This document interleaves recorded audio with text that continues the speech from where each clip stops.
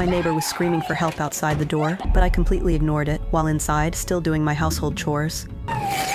Then a masked killer appeared, brutally, took my neighbor's life with each strike. Her body slammed against the door, but even with all this commotion, I still didn't turn around to look. The killer was really curious. He knocked on the glass with his fists a few times, but was again ignored by me. After handling the body, the killer pushed open the door and snuck in. At this moment, I was still working, completely unaware that a criminal with a weapon was standing behind me. At the critical moment, my friend's video call saved me. I am a deaf-mute girl. I can only communicate through sign language, so I didn't hear my neighbor calling for help. Now the killer made me his next target. When I was chatting with my friend, the killer took my phone, hung up the call, and it was time to feed my cat. But I searched every room and found nothing. Because I cannot make sounds with my mouth, I had to leave the door open for my cat, hoping it would come home after playing. After doing this, I picked up my laptop to continue working, but soon a message popped up on my screen, which made me realize something was wrong. The sender was actually my own phone. I clicked on it and saw several secretly taken photos of me. I was completely terrified and immediately looked toward the front door, only to find the killer holding my phone, looking at me with a smug expression.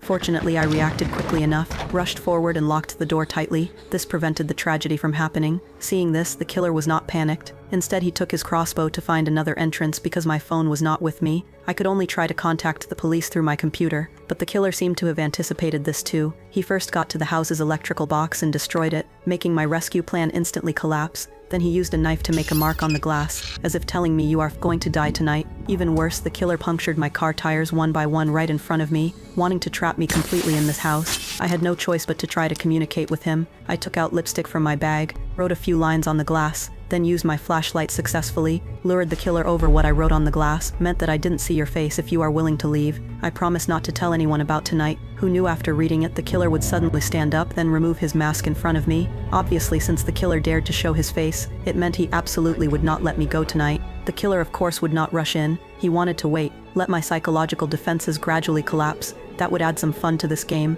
I certainly would not sit here waiting to die. I found 2 weapons for self-defense from the kitchen, a small knife and hammer, then retreated to a bedroom blocking the only door as long as I guarded the window. Could last until dawn. Unexpectedly, the killer again predicted my prediction. He used my neighbor's body like a puppet, continuously knocking on the glass as if he was telling me, "This will also be your fate." Just when I was about to break down, I suddenly remembered my neighbor always kept her phone in her pants pocket. My neighbor's body was right by the window. If I could distract the killer, I still had a chance to call the police. I quietly took out my car keys from my bag, pressed the alarm button. The plan went smoothly. The killer, hearing the noise, quickly walked toward the car. I seized the opportunity, went around to the back, trying to get my neighbor's phone to call the police. But this scene was still discovered by the returning killer. Then we both had a tug of war. But how could I match the killer's strength just as the window was about to open? I was desperate.